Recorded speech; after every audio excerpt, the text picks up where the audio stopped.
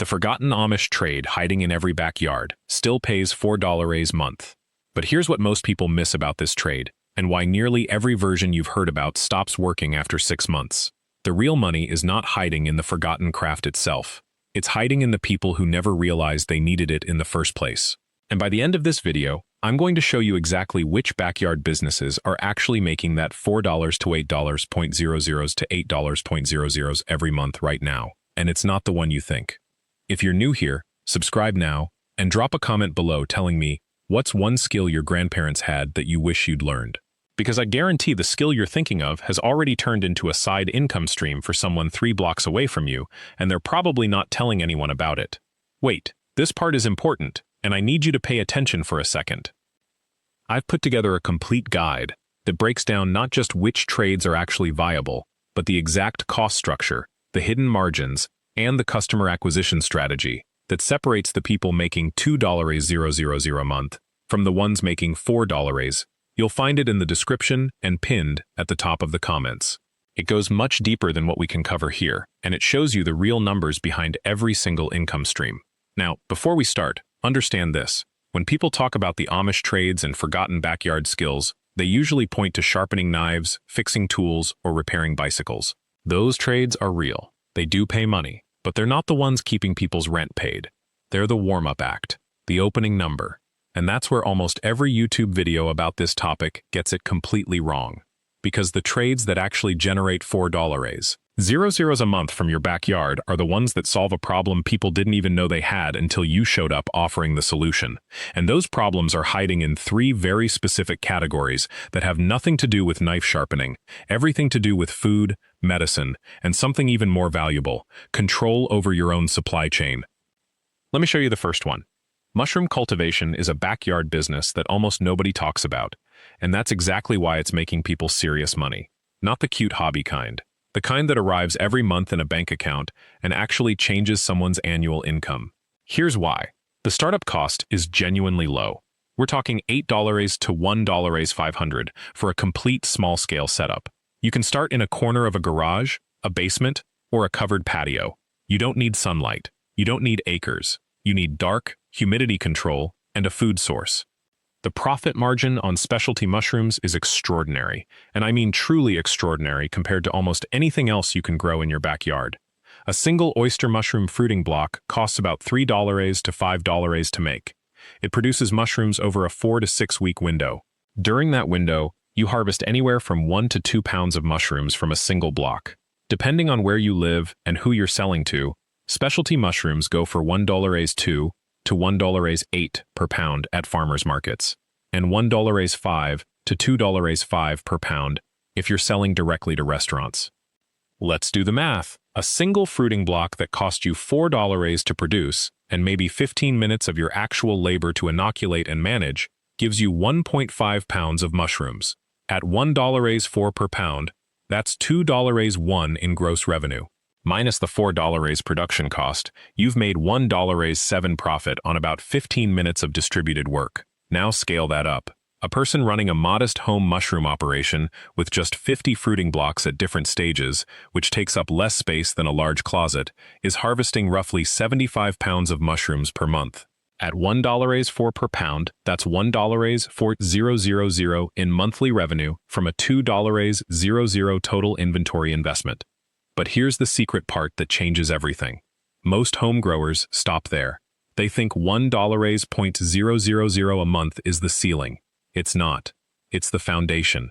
Because once you have a consistent supply of fresh specialty mushrooms, restaurants are no longer a secondary market. They become your primary channel. And the difference between farmers market pricing and restaurant wholesale is the difference between a side hustle and a part-time job. A restaurant client typically wants 5 to 15 pounds per week on a standing order. They pay wholesale, which is lower than retail, typically $8 to $1.02 per pound. But they buy consistently, week after week, and they reduce your customer acquisition problem to almost nothing. One restaurant account paying $1.00 per pound for 10 pounds per week is $4.00 a month of pure, predictable revenue. Add 3 restaurant accounts, and you're at $1.200. Add 4 or 5, and suddenly you're at $2 to $2. $400 per month, and you've only scaled your production from 50 blocks to maybe 100 blocks, still the size of a large closet.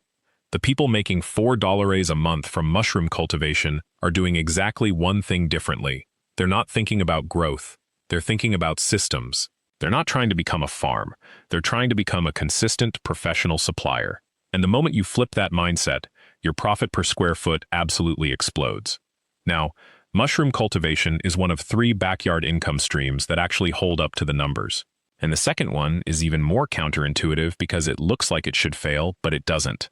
Perennial herb production, and I want to be very specific here because annual herbs are not the same thing at all. Perennial herbs, these are plants like French tarragon, winter savory, oregano, thyme, sage, and marjoram.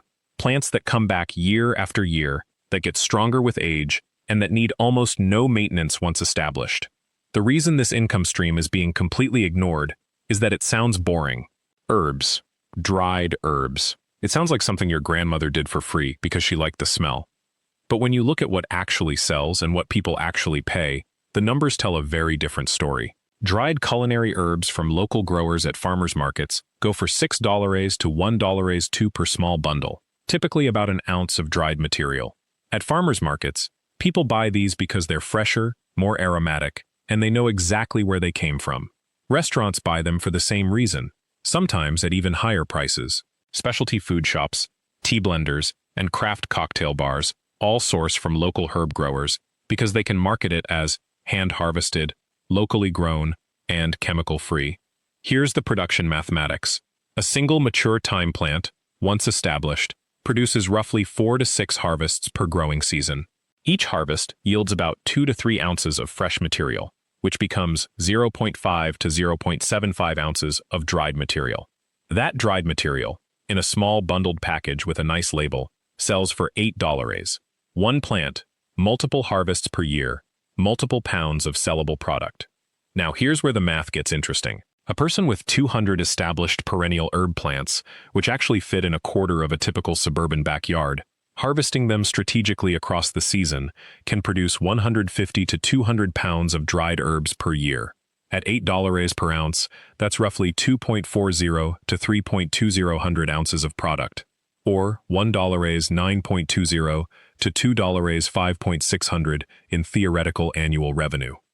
But, and this is the catch that most herb growers miss, you can't sell everything you produce in one season. You need to think about processing, drying, storage, and how you're actually getting the product to market consistently week after week. That's where the second part of the formula comes in. The people making real money from perennial herb production are not selling at farmers markets once a month. They're building a subscription model or a standing relationship with 8 to 12 local restaurants, tea blenders, or specialty food retailers. They're delivering fresh, dried herbs on a predictable schedule, say, every 2 weeks. Each client is typically buying 4 to 8 ounces per delivery. With 10 steady clients and a price point of $8 to $1.00 per ounce, you're looking at $3.20 to $8.00 per delivery, twice a month. That's $6.40 to $1.600 per month in consistent, predictable revenue. The startup cost for perennial herb production is minimal, maybe $2.00 for the plants themselves, $5.00 for soil and containers, and a few hundred more if you want a dehydrator. Your break-even point comes within the first growing season, typically by month 4 or 5. And by year 2, when your plants are fully established and producing at maximum capacity, you're looking at a genuine $2 to $3 monthly income with almost zero increase in your effort. But mushrooms and herbs are still not the full picture. There's a third category, one that almost nobody sees coming. And this third one is where people who are serious about backyard income actually start. End of part 1. Perennial polyculture. That's the third income stream, and it's the one that compounds over time instead of resetting with every harvest cycle. Unlike herbs that need replanting or mushrooms that require careful temperature management, perennials sit in the ground and produce for years. But here's the part most people miss. Not all perennials are created equal from an income perspective. You're not planting ornamentals. You're planting deliberate cash crops that happen to regrow every season without replanting costs. Take perennial herbs like French tarragon or Egyptian walking onions. Plant them once, and they'll produce for 5 to 10 years straight. Tarragon alone, a single mature plant can generate $3.00 to $5.00 a season when you're selling fresh bundles at farmers markets or to local restaurants who need consistent supply. The math here is different. Your first-year investment is real, probably $2 to $4 in plants, soil amendment, and basic drip irrigation setup. But by year 2, your cost per unit of harvest drops dramatically. By year 3, you're essentially harvesting pure profit from infrastructure that's already paid for itself twice over. One grower I documented was pulling $8.00 a month from a quarter-acre of mixed perennials, asparagus, rhubarb, elderberry, and specialty herbs all intermixed. His startup cost was $6.00. By month 8, he'd recouped his entire investment. By month 14, he was running pure margin. That's the compounding effect. You plant once, you harvest multiple times per year for a decade. But there's a catch. Perennial systems take time to fully mature. Your first year will be weaker than your second year, which will be weaker than your third. This is why perennials work best when you're planning to stay in one location for at least 3 years. If you're thinking short-term, mushrooms and herbs are your answer. If you're thinking medium to long-term, perennials are where the real wealth sits. The 3 systems I've walked you through, mushrooms, herbs, and perennials, they're not in competition with each other. The smartest backyard operators actually run all 3 simultaneously. A mushroom kit produces for 8 to 12 weeks, so you start a new one every 4 weeks. Herbs are harvested every 2 to 3 weeks in a cutting cycle. Perennials produce once or twice per season depending on the plant. Stagger them right and your backyard is generating income in every season, every month, sometimes every week. Before we continue, I want to stop you here for a moment, because this is where most people actually stumble. They get excited about the idea, they build the system, they start harvesting, and then they realize they have no idea how to actually sell what they've grown. They have mushrooms going bad. They have herbs that harvested faster than they can move them, and suddenly the whole thing feels like it's working against them instead of for them. This is why I put together a complete guide that walks you through not just how to grow these crops, but how to build the selling systems around them. How to price, how to package, how to find customers before you ever plant anything, how to know which channels, farmers markets, CSA boxes, restaurants, online delivery, are actually worth your time based on your local market. It's all in my ebook in the description and the pinned comment. This is where the real profitability secrets live, because growing the crop is maybe 40% of the equation. The other 60% is moving it. Now, the question a lot of people ask at this point is, which of these 3 should I start with? And the answer depends entirely on 3 variables: time, space, and capital. If you have very little time, maybe 5 to 10 hours a week, and you want to see income quickly, herbs are your answer. You can be harvesting and selling within 6 to 8 weeks. Your startup is under $1. The cycle is fast and predictable. If you have a little more time and you want to go deeper into the system, mushrooms give you something more interesting. They're genuinely fun to work with. They're unusual enough that there's less competition in most markets, and the markup is substantial. But they require more hands-on attention and more precision in setup. Perennials are the long-game move. You're patient, you're not going anywhere. You see your backyard as a long-term asset, not a quick experiment. You're willing to invest some capital upfront and wait for the system to mature. When it does, you'll have something that produces reliably with minimal intervention for 10 years or more. What almost nobody realizes is that the real money isn't in picking a single system, it's in understanding that your backyard is essentially a small factory, and every square foot can be assigned a different job. Right now, most suburban properties have maybe 30% to 40% of their outdoor space actually generating any value. The rest is lawn. It's decorative. It's just there because that's what people do. But if you're actually trying to build income from your backyard, you need to think of every usable square foot as potential revenue. A quarter acre, that's roughly 10.80 square feet, run as a focused mushroom and herb operation, is capable of producing between $3 and $5.000 a month once it's dialed in. I know that sounds high. Let me break the actual numbers down for you, because this is where most people get skeptical. Mushrooms, 4 kits running concurrently, staggered so that new kits start every 2 weeks. Each kit produces approximately 2 to 3 pounds at maturity. Price point at farmers markets or direct-to-consumer is $1.00 to $1.08 per pound. That's $2.00 $4 to $5 per kit per cycle. 4 kits running staggered means roughly $1.00 to $1.50 a week in mushroom revenue alone. Over 4 weeks, that's $4 to $6 monthly from something that fits in a corner of a shed. Herbs. 12 established cutting beds in a rotation system. Each bed produces harvestable yield every 2 to 3 weeks. Average wholesale or farmer's market price per bundle is $3 to $5. If you're getting just 15 bundles per bed per month across your rotation, that's $1.80 to $3.000 per bed. 12 beds, $2.160 to $3.600 monthly. When you layer those two together on a quarter acre with some perennials producing seasonally, you're realistically looking at $2.500 to $4 per month once the system is mature and running efficiently. That's not theory. That's what a dozen or more backyard operators are actually doing right now, and most of their neighbors have no idea there's a business operating behind those yard fences. The thing is, this income is almost entirely invisible.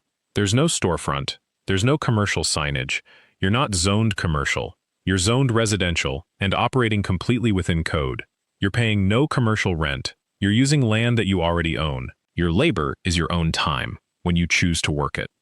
And this is where the Amish principle I mentioned at the beginning comes back into focus. The Amish have never stopped running these small-scale agricultural systems. They never threw away the knowledge. They still know how to build profitable operations from small plots of land. They do it because it's their way of life. But that knowledge is available to you, and it works just as well in suburban America as it does in Pennsylvania. The difference is that you don't have to do this as your primary job. You can do it while you're working full-time elsewhere. You can do it as a family project on weekends. You can scale it slowly, testing each component before you add the next one. The Amish scalability factor, doing more with less, applies to you regardless of whether you have any Amish heritage or connection at all. The real secret, and I promised you I'd get here, is that these income streams are not just additional money. They're proof of concept that your land actually works for you instead of just being something you maintain. Once you've proven that a quarter acre can produce $3 to $4.000 monthly, you understand something fundamental. You own asset that's generating real income. That changes how you think about your property. It changes what your land is worth, not just in dollars, but in terms of security. If something happens to your job, this is already running. If you need extra income, this is already there. If you want to transition to full-time farming someday, this is your training ground where you've already figured out what works in your exact location. That's the shift that almost nobody sees coming. End of part 2. Most people think about backyard income in isolation. They see it as a side hustle, a way to squeeze an extra few $100s out of their land. But that's not what's actually happening here. These aren't separate businesses competing for your time and space. They're a system that feeds itself. See, the mushroom operation creates compost byproducts that become fertilizer for your perennial lavender beds. The lavender attracts pollinators that improve your herb garden yields. The herb clippings and plant waste feed into a vermiculture system, those red wigglers, which produces the castings you sell separately and also gives you finished compost for next season's microgreens. Nothing is wasted, nothing is left sitting idle. A mushroom grower I spoke with in Ohio told me something that stuck with me. He said, "I don't think of this as a mushroom business anymore. I think of it as a nutrient cycle that happens to make money." That sentence contains everything you need to know about why people with these systems keep scaling them up. Once you've built one income stream that works, adding the second one doesn't take twice the effort. It takes maybe 30% more effort because you're already managing the land, already have customer relationships, already understand the seasonal rhythms of your property. The second stream leans on the infrastructure of the first. And here's where the real leverage happens. Someone working full-time might spend 8 to 12 hours a week on these systems combined once they're established. That's roughly 500 to 600 hours a year. If those hours produce $3, $600 to $4, $800 in monthly income, and we've shown that they do, you're looking at hourly returns between $7.02 and $1.02 per hour of actual work time. Compare that to literally any other side income available to someone without specialized credentials. Freelance work often nets $2.00 to $4.00 an hour after taxes and expenses. Tutoring or consulting runs maybe $5 to $7.05. Teaching a skill class online pays similar. Your backyard, once it's built, is outperforming almost everything else available to someone with your schedule and constraints. But there's something even more important happening beneath the numbers. And this is the revelation I promised you at the beginning. This isn't just about income. It's about reclaiming something that's been systematically removed from most people's relationship with their property. 100 years ago, almost nobody viewed their land as purely decorative. Your yard wasn't something you maintained for appearance. It was productive. It fed you. It generated income. It was integrated into the community economy through trade and barter and local relationships. Your neighbors needed what you grew. You needed what they made. That structure almost completely disappeared in a single generation. Your land became a status symbol, a place to display wealth, not generate it. A blank canvas for someone else's landscape design, a liability. A tax burden, a place where you were discouraged from doing anything except admiring what a professional had installed for you. And what happened to the Amish-inspired trades happened to the idea of a productive backyard. It didn't disappear because it stopped working. It disappeared because it stopped being marketed to you. It disappeared because the economy shifted toward consumption instead of production. It disappeared because you were told that you needed permission and credentials and special knowledge to do it. But you don't need permission. You don't need credentials. You need a $20 bag of oyster mushroom spawn, a $50 lavender plant from a nursery, a $10 package of microgreen seeds, and about 4 weekends of your time spread across a month to get the systems operational. After that, you have something your neighbors don't have. You have proof that your land works. You have regular money coming from the ground beneath your feet. You have a skill set that's getting rarer and more valuable every year. You have something to teach your kids or grandkids about where food and income actually come from. And most importantly, you have broken a psychological barrier that most people never break. You've proven to yourself that you can create value from your own land, that you don't have to sell your time by the hour to make money, that there's an alternative to the conventional economy sitting right there in your backyard. Once you see that clearly, you can't unsee it. Here's what I want you to do this week. Pick one of these income streams: mushrooms, lavender, microgreens, herbs, or even tool sharpening if you're the type who enjoys working with your hands on metal. Just one. Research the startup costs for your specific location. Find 3 people who are already doing it locally or nearby. Ask them one question. What would you do differently if you were starting over? Write down their answers. That single exercise will give you more usable information than reading a dozen guides, and it will put you in conversation with someone who's already made the mistakes you're about to avoid. That's worth more than any tutorial. If you're serious about this, the full step-by-step guide to building each of these income streams, the exact pricing models, the seasonal calendar, the vendor lists, the failure point analysis for each crop, all of that is in the guide I've put together. It's linked in the description and pinned in the comments.